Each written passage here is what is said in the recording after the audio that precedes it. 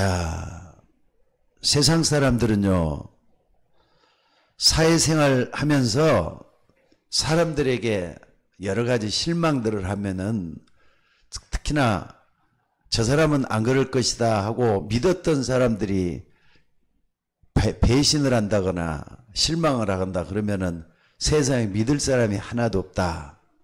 그게 형제가 됐든 친구가 됐든 가까운 사람이 됐다 할지라도 그렇게 얘기하는 것 같습니다.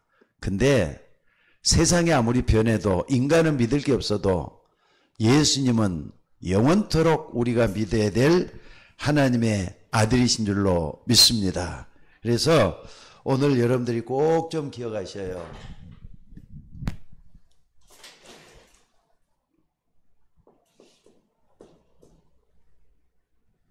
예수 그리스도는 어제나 오늘이나 영원토록 동일하시느니라. 예수님은 하나님이시기 때문에 옛날이나 지금이나 똑같습니다. 그 예수님을 우리가 믿어야만이 세상을 살 수가 있습니다.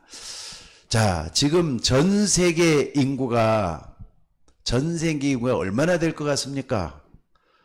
저는 좀 요즘 와서 깜짝 놀라는 게 옛날에 45억이라 그랬는데 그 관심을 안 가졌더니 어느 날 보니까 2024년 1월 1일 날 발표에 의하면은요 80억이 됐대요. 80억. 인구가 80억이 됐다는 거예요. 그리고 지금 또다시 미국 조사 통계국에서 밝힌 바에 의하면은 81억 명이 됐다는 거예요. 앞으로 이렇게 몇 년 안 있으면 100억 명이 넘어갈 것 같아요. 우리나라, 일본만 이렇게 인구가 줄어들고 있지 다른 나라는 안 그런가 봐요. 솔직히 필리핀 가보면 아이들이 바글바글 하거든요. 각 집마다 그냥 바글바글한데 저개발 국가들은 낳는 게 애기들밖에 없는가 봐요. 그래서 전부 다 그렇게 많아. 자, 여러분들 왜 내가 전 세계 인구를 이렇게 얘기를 하느냐. 전 세계 인구가 80억이 됐든 81억 명이 됐든 100억 명이 됐다 할지라도 모든 사람에게 필요한 게 뭐겠어요? 모든 인간에게 정말로 필요한 게 뭐겠어요? 빵이 필요할 것 같아요. 그래서 옛날에 해방 신학에서는 남미의 어려운 나라든 이런 데는 빵이 필요하더래 가지고 빵 문제 때문에 해방 신학이 나오고 그랬어요. 근데 그건 인간의 근본적인 걸 몰라서 그래요. 여러분, 인간은 본질을 알게 되면은 인간에게 가장 필요한 건 뭔가를 알 수가 있습니다. 오늘 그 축복을 누리는 여러분들 되시기를 바랍니다. 모든 인간 그랬지만은 원래 인간이 어떤 인간이죠? 원래 인간? 항상 잊지 마셔야 돼요. 창세기 1장 27절 28절에 보니까 하나님의 형상대로 지은 바 됐다 그랬어요. 우리가 우리의 형상을 따라 사람의 모양을 만들자. 우리의 모양대로 사람을 만들자 해갖고 만들어진 게 인간이에요. 그러니까 원래 인간은 하나님이 영적 존재로 만들었단 말이에요. 하나님과 함께하는 영적 존재로 만들어졌다. 굉장히 중요해요. 오늘 여러분들이 예배드리면서 인간이 어떤 모습이다. 인간은 영적 존재다. 평생 잊지 마셔야 돼요. 무슨 말인지 알겠습니까? 인간은 하나님과 더불어서 영원토록 살아야 되는 영적 존재라는 거 잊지 말아줘야 될 줄로 믿습니다. 그런데 어느 날 딱 보니까 이런 인간이 말이죠. 어떻게 됐느냐. 좀 바울이 인간의 실상을 폭로를 해요. 로마서는 바로 그런 부분을 처음부터 잘 지적을 하고 있어요. 의인은 없나니 하나도 없다고. 의인이라는 것은 하나님을 만날 수 있는 길이 열려져 있는 사람인데 하나님을 만날 수 있는 그런 사람이 하나도 없다는 뜻이에요. 의인은 없나니 하나도 없다 그랬어요.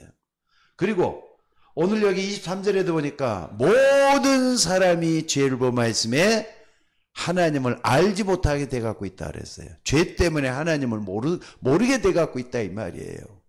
여러분, 이것이 말이죠. 원래 인간 존재를 모르게 만들어버렸어요. 그러니까 이것보다 더 중요한 게 없단 말이에요. 근데 오늘 여러분 본문에 딱 보면은 뭐라 그랬느냐. 자, 마지막 절만 봐도 그냥 나오잖아요. 뭐라 그랬습니까? 24절에 보니까 그리스도 예수 안에 있는 속량으로 말미암아 하나님의 은혜로 값없이 의롭다심을 얻은 자 되었느니라. 이 예수를 하나님의 그 피로써 믿음으로 말미암아 화목제물로 세우셨으니 이는 하나님께서 길이 참으시는 중에 전에 지은 죄를 간과하심으로 자기의 의로우심을 나타냈다. 그러면서 26절에 또한 예수, 그러니까는 자기도 의로우시며 또한 예수 믿는 자를 의롭다 하려 하십니다. 의롭다는 것은 하나님과 올바른 관계가 맺어 있는 상태를 얘기하는 거예요. 하나님과 이제 꺼리낌이 없는 상태가 된 이유가 뭐냐? 예수님 때문에 그랬다는 거예요. 그러니까 예수님의 십자가가 그렇게도 중요하다는 거 잊지 마시기를 바랍니다. 그래서 여러분들, 우리가 꼭 기해야 될 것은요, 왜 우리가 예수 믿어야 되느냐? 왜 우리가 예수 믿어야 되느냐? 여기에 대한 답을 가르쳐 주는 게 오늘 본문이에요. 여러분들, 모든 사람에게 가장 필요한 게 뭐냐? 오늘 말씀인데 하나님 만나야 되는 거예요. 인간은 어느 누가 됐든지 간에 하나님 만나야 돼요. 또 뿐만 아니라 인간은 어느 누가 됐든지 간에 자기에게 있는 죄를 용서받아야 돼요. 그래서 힘을 얻어야 돼요. 이것보다 더 중요한 일은 없습니다. 그렇지 않고는 이 땅에는 뭐가 무능력하고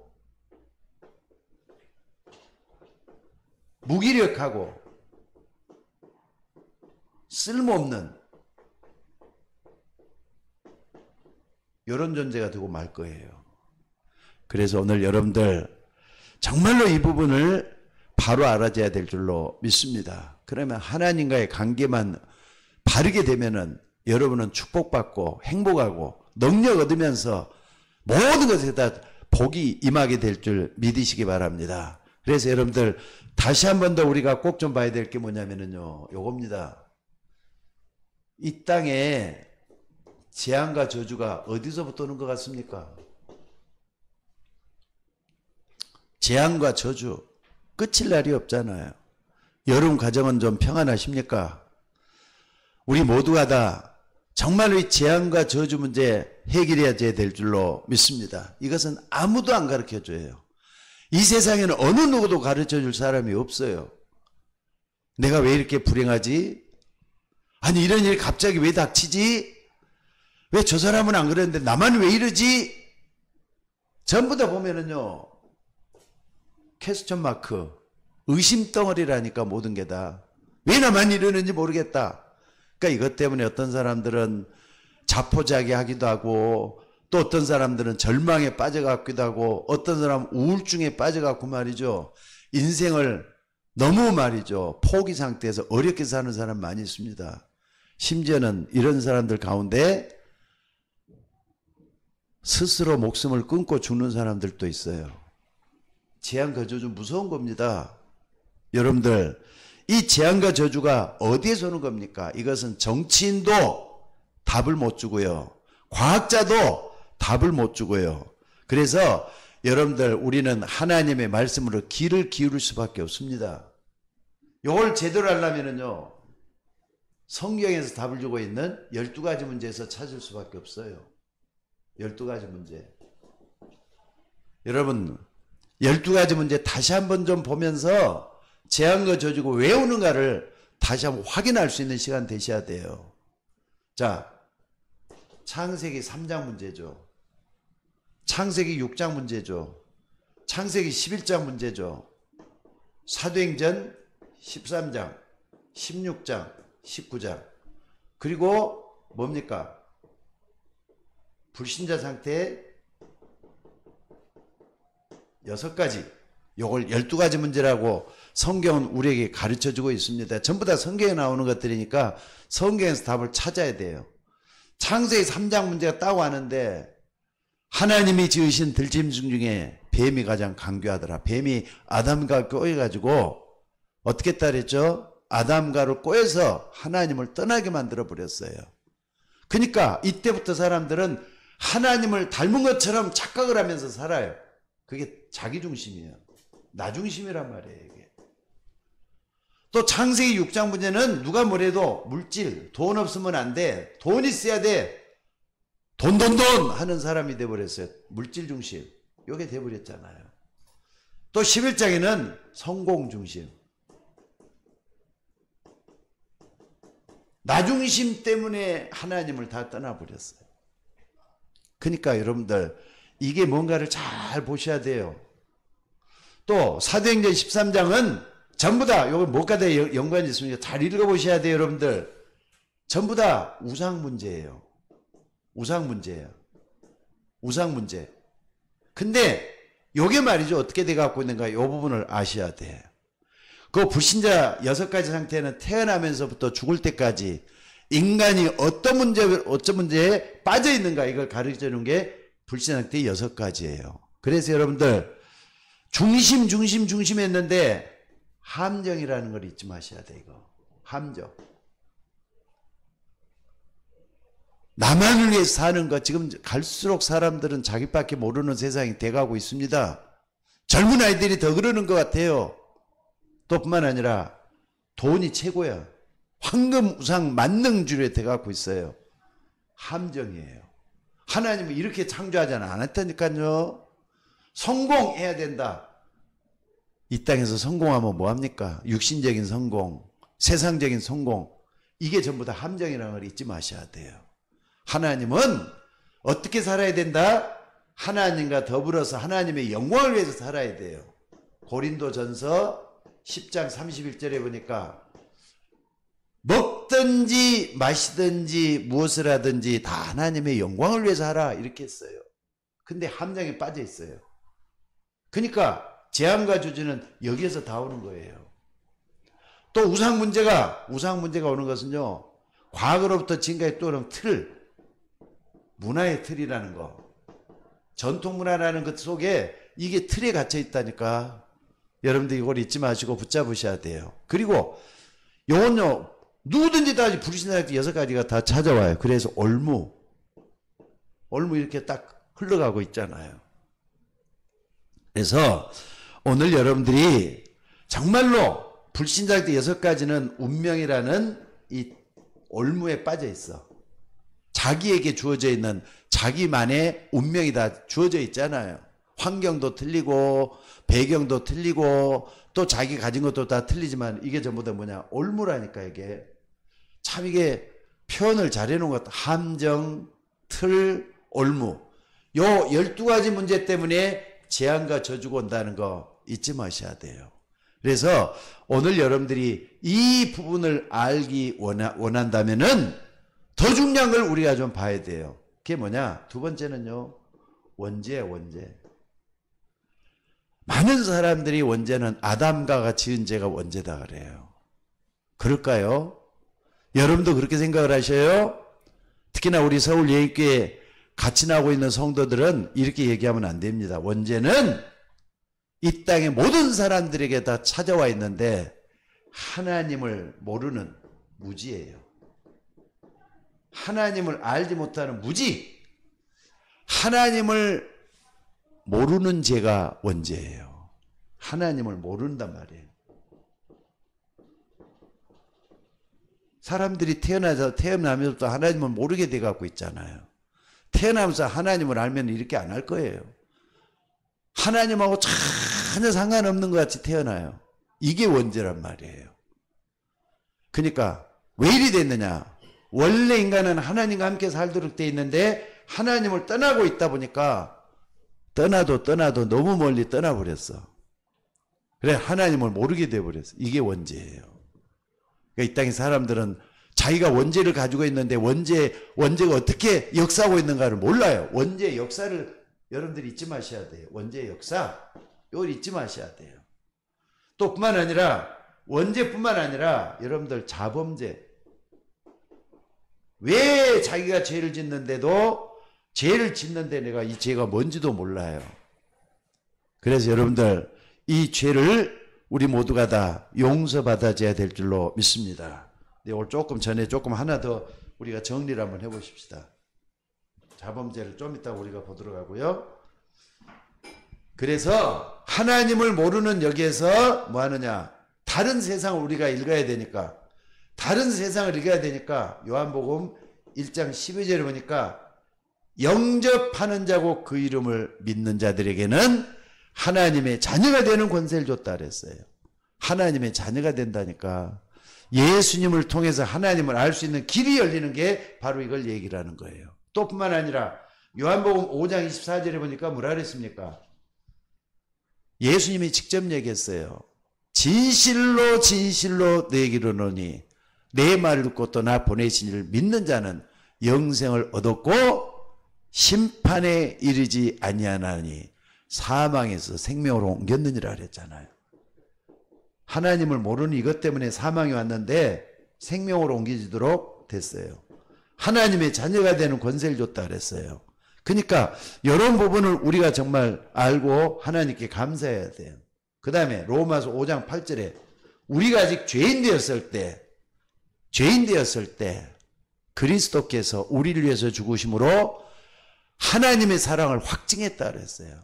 그리스도께서 십자가에 못 박혀 죽으심으로, 그러니까 예수님이 십자가에 못 박혀 주신 것은 우리를 구원하시기 위한 하나님의 사랑이 나타난 징표예요.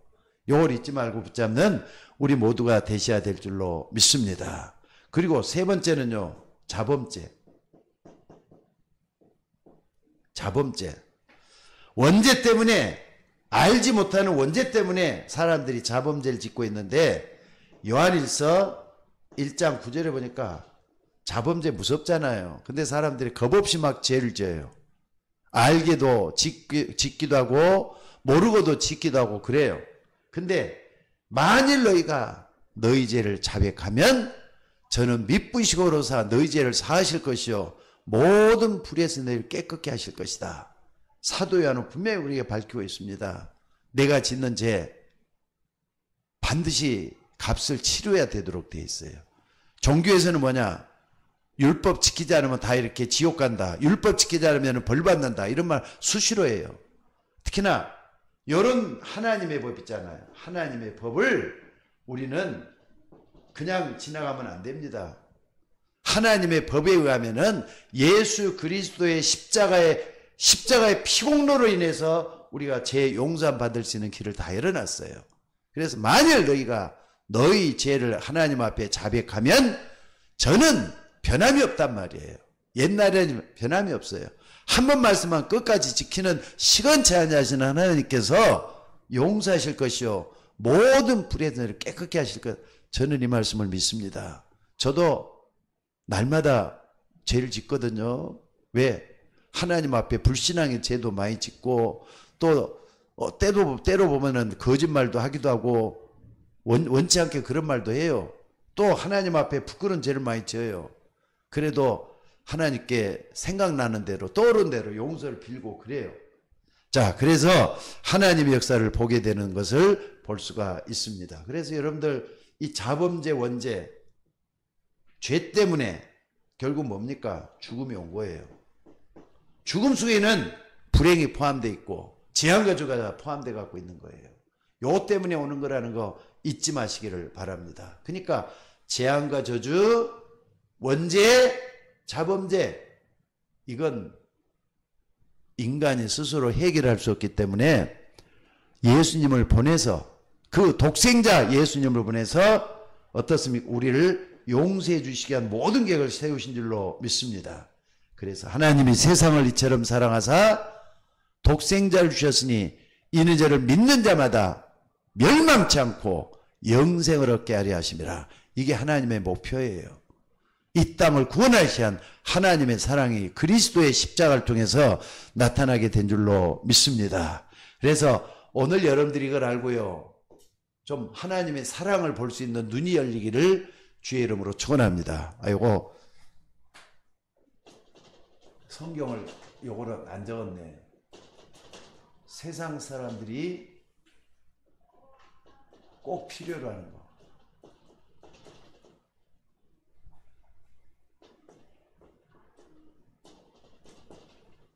세상 사람들이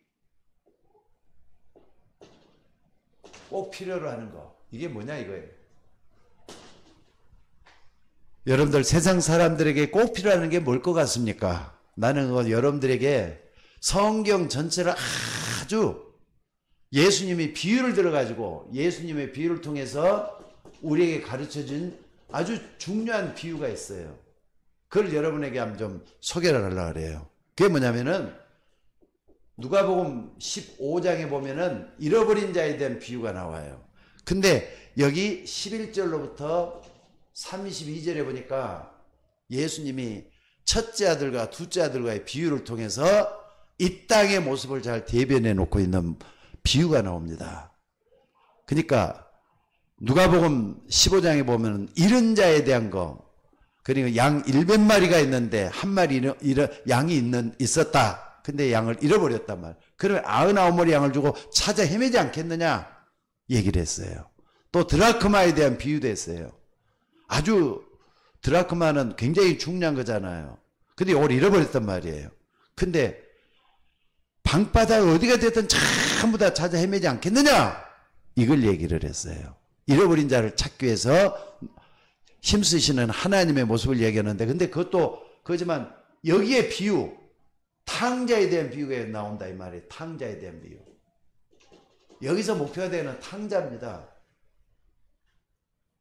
첫째 아들이 있었고 어떤 돈 많은 부자에게 첫째 아들이 있었고 둘째 아들이 있었대. 근데 둘째 아들이 아버지가 아직 죽지도 않았는데 유산을 달라고 하는 거예요. 아버지 돌아가시면은 나에게 이러이러한 재산을 줄 거 아십니까? 근데 아버지가 그걸 줬나 봐요.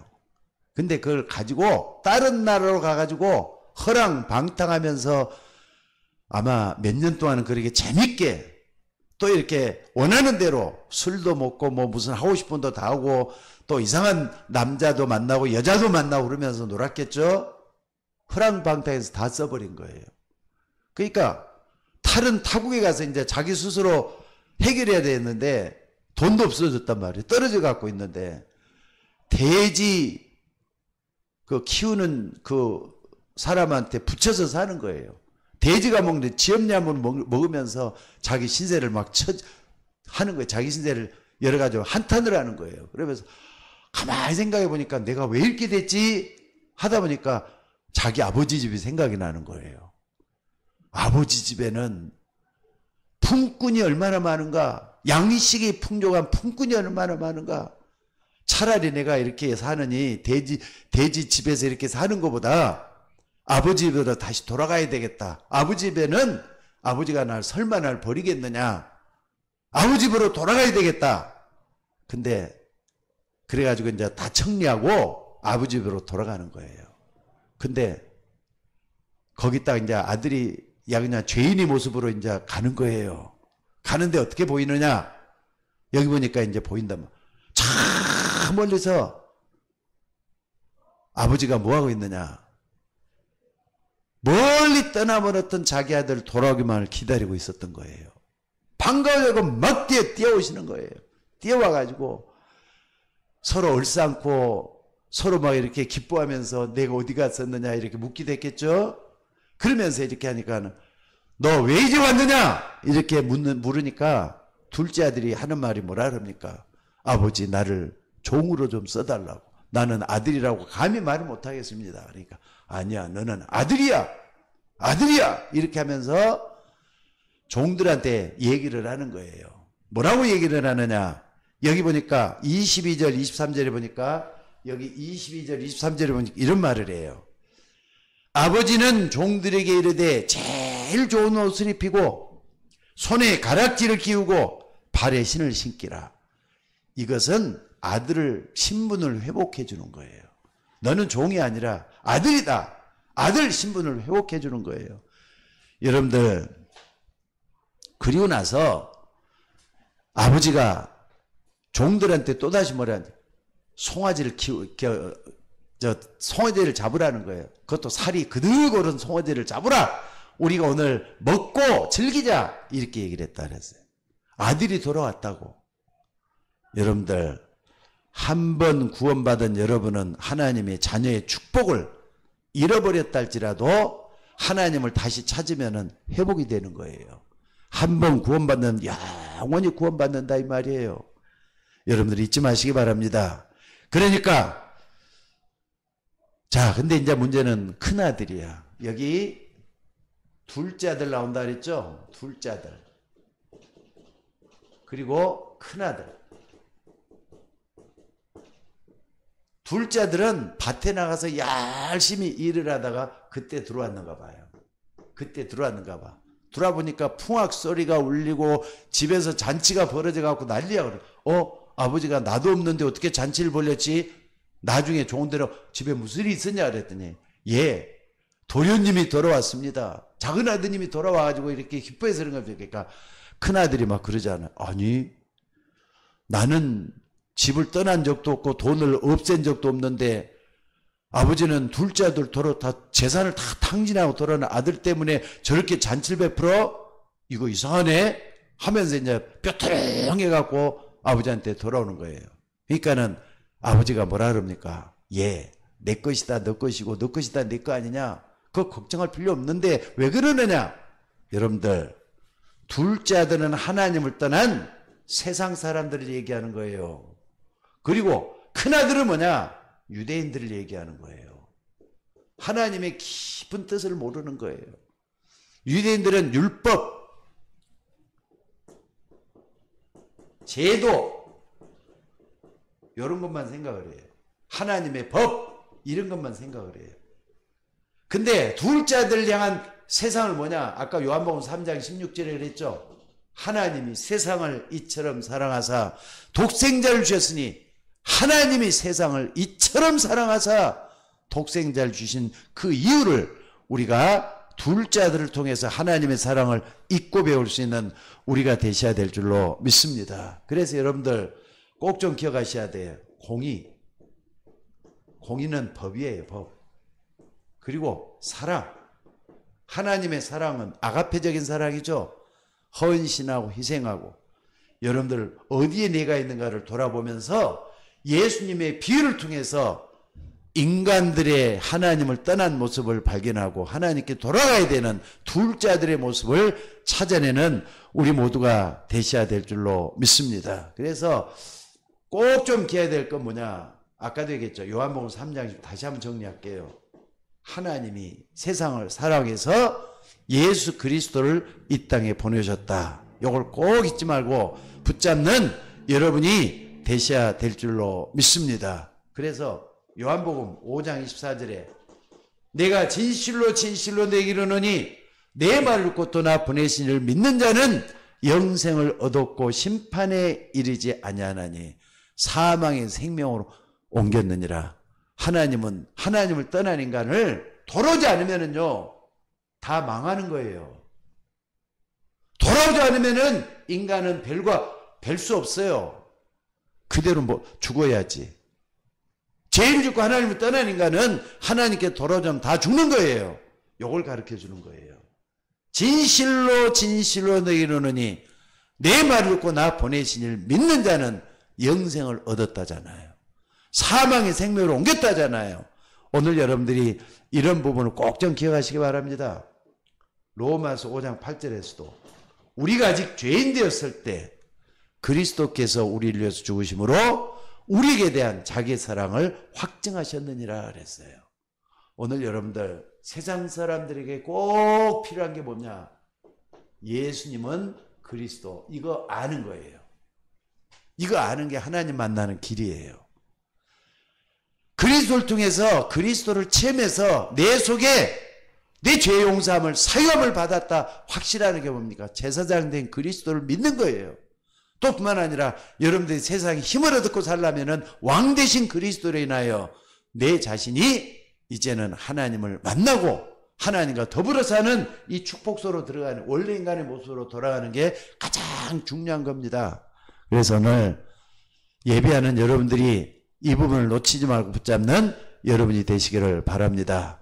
지금은 녹화를 하고 있지만은 녹화할 때도 똑같습니다. 저는 메시지 한번 준비할 때 몇 시간씩 여러분들 말씀을 상고하면서 이렇게 하는 겁니다. 근데 여러분들이 꼭 좀 기억하셔야 될 게 뭐냐? 오늘 기본적인 거지만은 너무 중요한 부분이라는 거 잊지 마시기 바랍니다. 그래서 둘째 아들, 큰아들이 어떤 걸 가지고 있는가 한번 생각을 해봅시다.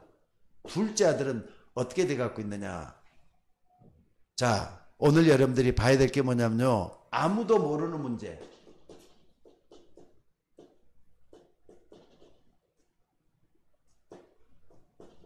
아무도 모르는 문제. 둘째 아들. 이게 여러분들 둘째 아들 아까 얘기를 했잖아요. 요 유대인들이에요. 유대인들은요. 지금도 교인들은 똑같아요. 나는 이게 교인이라고 해도 틀림이 없을 것 같아요. 교인 있고 신자가 있고 제자가 있다 그랬죠. 교회만 왔다 갔다 하면서 그저 그냥 오나보다 가나보다 하는 사람은 교인이라 말할 수밖에 없습니다. 여러분 그런 사람 돼서는 안 돼요. 정말로 신자가 돼야 되고 신자는 복음을 전할 수 있는 제자의 모습으로서 우리는 배워가야 돼요. 유대인은 뭘 몰랐느냐. 여러분들 잘 한번 봐보세요. 아니 어느 날 딱 보니까 하나님이 창세기 12장 1절에서 9절에 보니까 아브라함을 불러냈잖아요. 내가 내게 지시할 땅으로 가라 그랬잖아요. 근데 이렇게 해서 불러냈던 이스라엘 민족이에요. 이스라엘 민족이 유대인이잖아요. 그러니까 창세기 12장, 13장, 14장 쭉 보면은 아브람, 이삭, 야곱에 대한 얘기 나오고 요셉에 대한 얘기가 나오죠. 이스라엘은 야곱의 새로운 이름이 이스라엘이에요. 그러니까 이렇게 하면서 불러냈는데 어느 날 딱 보니까 유대인이 애굽으로 들어가더니 뭐가 돼버렸죠? 노예가 돼버린 거예요. 왜 노예가 됐는가를 알아야 돼요. 둘째 아들, 큰아들은 하나님의 뜻을 제대로 모르고 뭔가 모르게 묶여 있잖아요. 제도에 묶여 있고 율법에 묶여 있고 노예가 돼갖고 노예는 뭔가 모르게 묶여 있는 거예요. 왜 노예가 됐습니까? 이스라엘 백성들이. 요거 여러분들이 알아야 돼요. 또 이스라엘 백성들에게 보면은요. 하나님 택한 이스라엘 백성들 전쟁을 많이 치러요. 전쟁을 많이 치른다니까. 블레셋과의 전쟁도 치르고 아말렉과의 전쟁도 치르고 심지어는 바벨론과의 전쟁도 치르고 아수르와의 전쟁도 치르고 로마의 전쟁도 치르고. 왜 이렇게 전쟁이 이렇게 많이 일어났죠? 아무도 모르는 문제에게 알아야 돼요. 그리고 네 번째는요. 전쟁뿐만 아니라 이 사람들이 어느 날 포로가 됐잖아요. 포로. 왜 포로가 됐는가? 이거 알아야 돼요. 아니 하나님을 믿는 사람들이 자유함과 행복함과 축복으로 살아야 되는데 왜 포로가 됐죠? 포로가 됐다 이 말은 뭔가 모르게 묶여 있잖아요. 지금. 노예는 착취와 수탈을 당하고 포로는 어떻습니까? 아무것도 지 마음대로 할 수가 없는 상태에 돼 갖고 있는 거예요. 이걸 여러분들이 먼저 봐야 돼요. 그리고 어느 날 유대인들이 어떻습니까? 유리 방황을 하면서 전세계로 떠난 유랑민이 됐어. 하나님 택한 민족이 왜 이렇게 돼 갖고 있는 거죠? 이거 아무런 모르는 문제예요. 한마디로 말하자면은 지금도 똑같아요. 복음을 몰라요. 복음이 뭔지를 몰라요.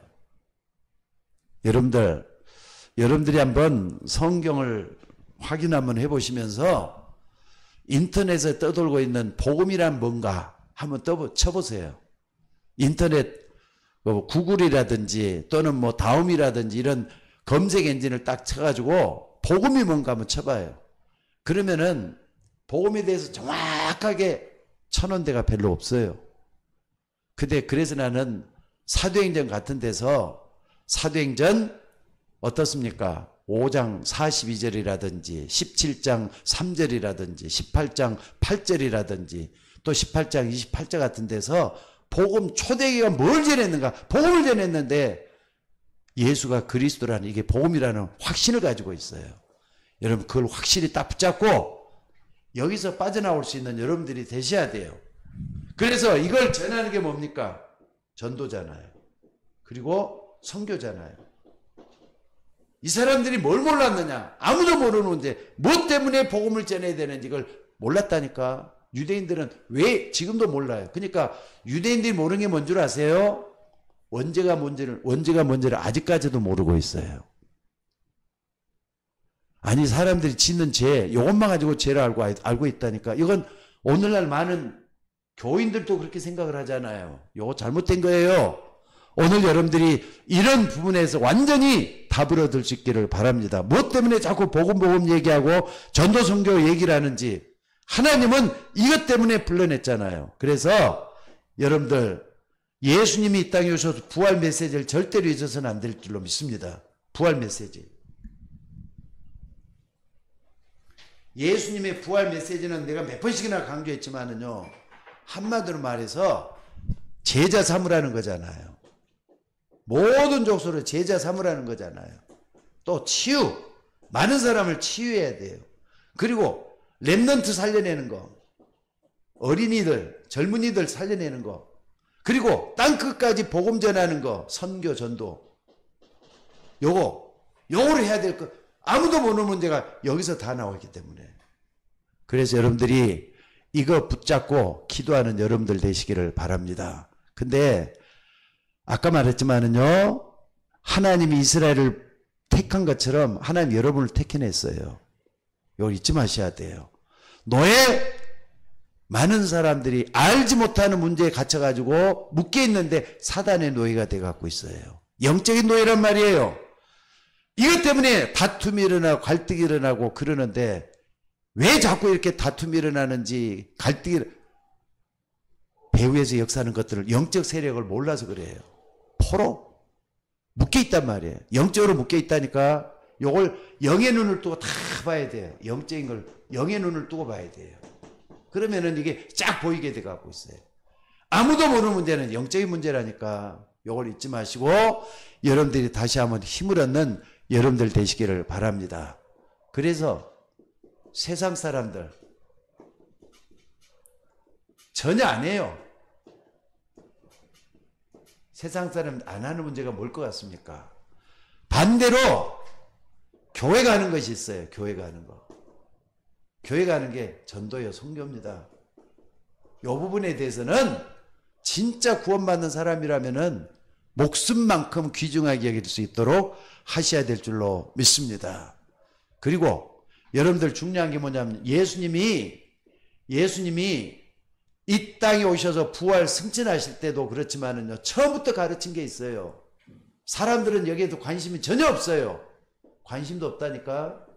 근데 교회는 여기에 대해서 관심을 가져야 돼요. 뭡니까? 하나님 나라예요.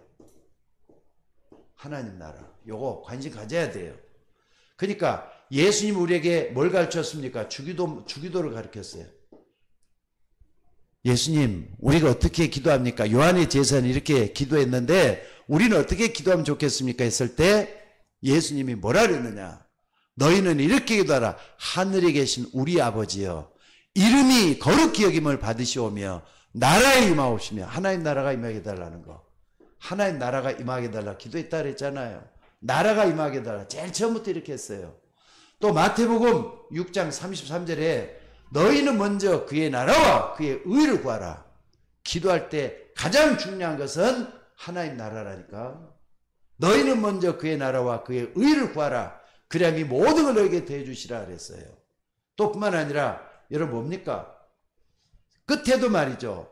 사도행전 1장 3절에 부활 승천하기 직전에 40일 동안 하나님 나라 일에 대해서 말씀하셨다 그랬어요. 하나님 나라 일에 대해서. 그러니까 세상 사람들은 전혀 관심이 없는 문제야. 근데 우리는 이걸 목숨처럼 여겨야 돼요. 그래서 바울 같은 사람도 어떻게 했는가 한번 봐보세요. 바울 같은 사람도요, 사도행전 19장 8절에 바울은 여러분 잘 아시잖아요. 바울은 어떻게 잘했느냐? 다메섹 도상에서 부활하신 예수님 만났어. 하나님 나라가 얼마나 중요한지 정말로 이걸 체험을 하게 됐어요.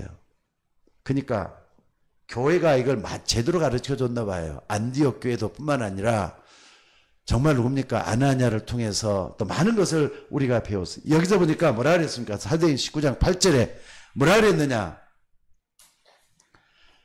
바울이 회당에 들어가 석 달 동안 담대히 하나님 나라에 대해서 강론하고 권면했다 그랬어요. 하나님 나라에 대해서 석 달 동안 담대히 가르쳤다 그랬어요. 바울 같은 사람이 이렇게 했다니까.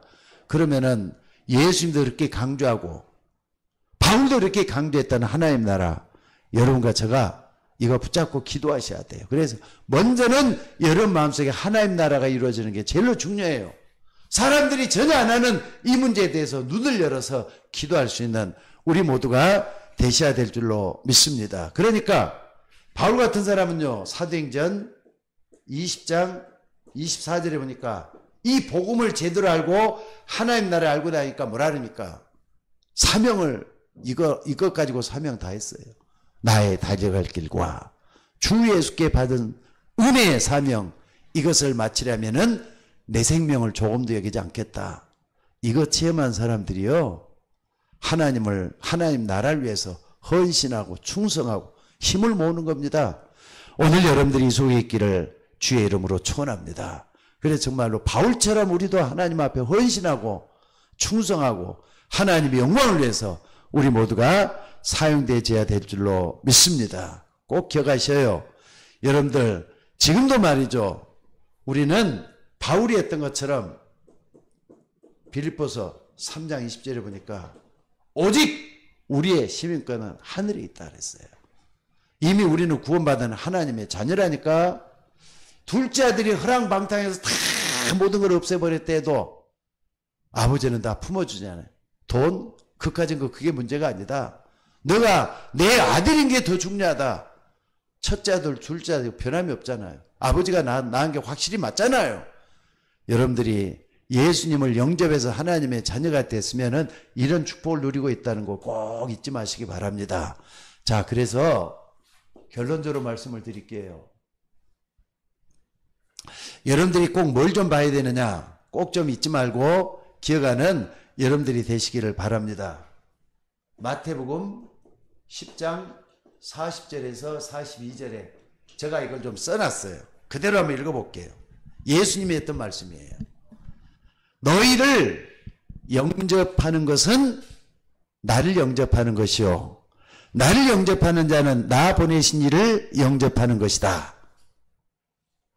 전도자들을 세상으로 나갔을 때 이리 가운데 보낸 것 같다고 하신 예수님이 너희를 영접하는 것이 나를 영접하는 것이요, 나를 영접하는 것 나 보내신 이를 영접하는 것이다. 하나님 나라와 직결이 되어 있잖아요. 그러면서 뭐라 그랬습니까? 선지자 이름으로 선지자를 영접하는 자는 선지자의 상을 받을 것이요, 의인의 이름으로 의인을 영접하는 자는 의인의 상을 받을 것이요, 또 누구든지 제자의 이름으로 이 작은 자 하나에게 냉수 한 그릇이라도 주는 자는 하늘에서 그 상을 잃지 않을 것이다 그랬어요. 뭡니까? 진짜 제자라면은 전도와 선교의 눈을 열고 세상이 죽어가는 모습을 볼 수 있는 우리가 되셔야 된다 이 말이잖아요. 여러분들, 이 땅에는 죽어져가는 사람들이 꽉 차갖고 있습니다. 이번에도 저 발달된 일본을 가서 보니까 말이죠, 다시 한번 느껴지더라고요. 예수 믿는 사람이 얼마나 소중한가. 저는 몇 명 안 되는 우리 진짜 제자된 사람들이 하나님의 말씀을 받으려고 준비를 하고 있는 모습을 딱 봐도 말이죠, 뭐가 느껴지느냐면요, 이분들이 복음 받을 준비가 다 돼갖고 있어요. 이분들이는 소중한 분이라는 걸 확실히 느꼈습니다. 여러분들, 오늘 말씀을 꼭 좀 기억하셔요. 복음을 위해서 냉수 한 것이라도 주는 자는 결단코 상을 잃지 않을 것이다 그랬어요. 여러분들, 선교사들을 돕는 거 가 있는 선교사예요.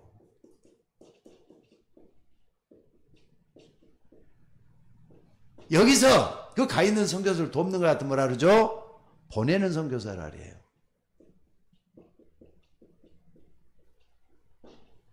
가 있는 선교사, 보내는 선교사. 여러분들 선교비를 우리가 작정해서 보내잖아요. 목사님 그래도 선교에 대한 얘기를 많이 하면 여러분들이 선교음을 작정했더니 다 내더라고요. 근데 할 수만 있으면 여러분들, 작정했던 것은 꼭 좀 지킬 수 있도록 한번 해보셔요. 그리고 하나님께 받을 생각을 한번 해봐요. 하나님은 심는 대로 거둔다 그랬어요. 사람이 무엇으로 심든지 그대로 거둔다 그랬는데 선교비가 이게 어떻게 사용되지는가? 여러분들이 했던 걸 가지고 제가 함부로 쓰지를 않습니다. 근데 할 수만 있으면 그걸 안 쓰려고 하는데 꼭 필요한 데는 써요. 쓰는데 여러분들은 알리지 않고 쓰는 이유가 뭐냐? 하나님을 아시겠지 하면서 쓰는 거예요. 근데 필요한 데는 꼭 써야 되겠다 생각을 해요. 근데 어떤 때는 여러분들이 성경을 잊어먹고 안 되는지 모르지만은 그것들이 말이죠. 나중에 어떻게 모아져 갖고 되면은요. 나중에는 우리 집사람 그 주머니에서 다 또 나와야 돼요. 그럴 때가 있을 때는 좀 답답하더라고요. 그러니까 여러분들 보내는 선교사가 돼가지고 냉수한 것이라도 상을 잃지 않을 만큼 하나님의 축복받는 여러분들 되시기를 바랍니다. 지난 1800년 때, 그러니까 언제냐면 그때가 1899년인데 영국의 토마스 선교사가 제네럴 셔만으로 미국 상선을 타고 대동강가로 들어왔어요. 근데 이 선장이 말이죠. 대포를 쐈대요. 사람들이 자꾸 그러니까 대응원 시대 때문에 타박을 하면서 그냥 못 들어가게 하니까 대포를 쏴면서 들어가서 통상할 수 있도록 해달라. 그러니까 한국 군대에서 어떻게 했느냐. 우리한테 대포를 쏴고 이 나쁜 놈들 하면서 말이죠. 그 배를 잡아가지고 전부 다 사람들 다 죽여버렸어요. 그때 토마스 선교사 그때 순교를 한 겁니다.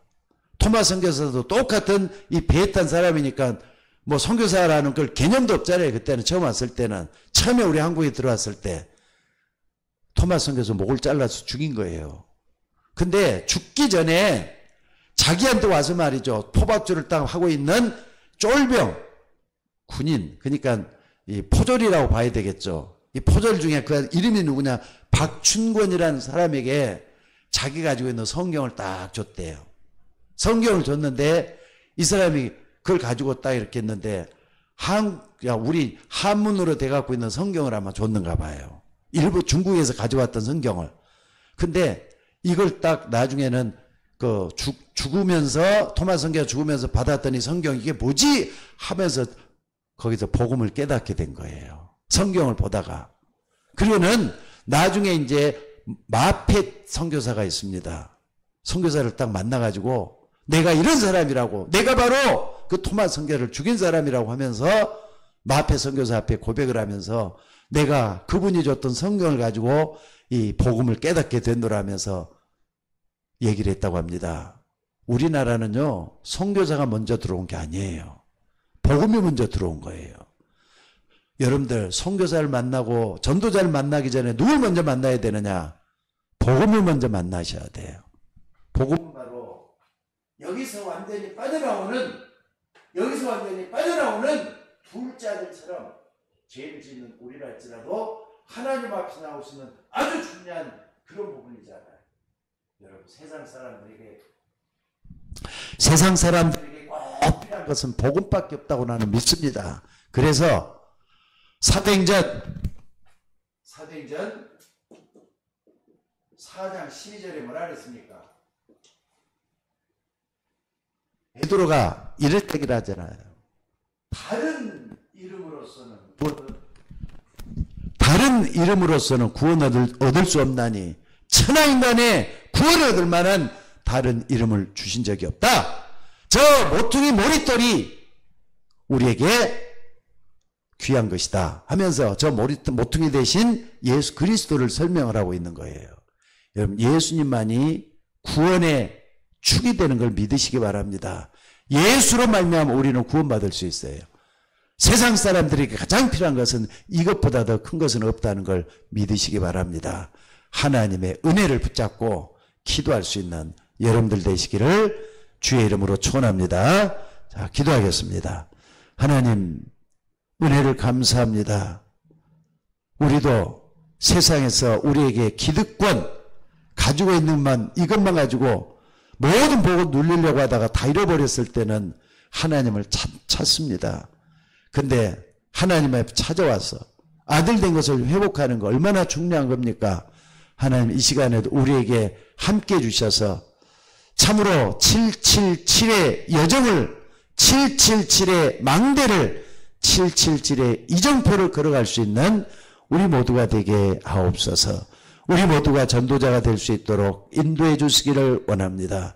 우리 성도들이 말씀만 듣고 멈추는 게 아니라 이 말씀을 붙잡고 계속해서 은혜 받을 수 있도록 인도해 주시고 하나님의 역사를 우리 모두가 다 체험해서 하나님 앞에 서게 하옵소서. 감사드리며 예수님의 이름으로 기도드리옵나이다. 아멘.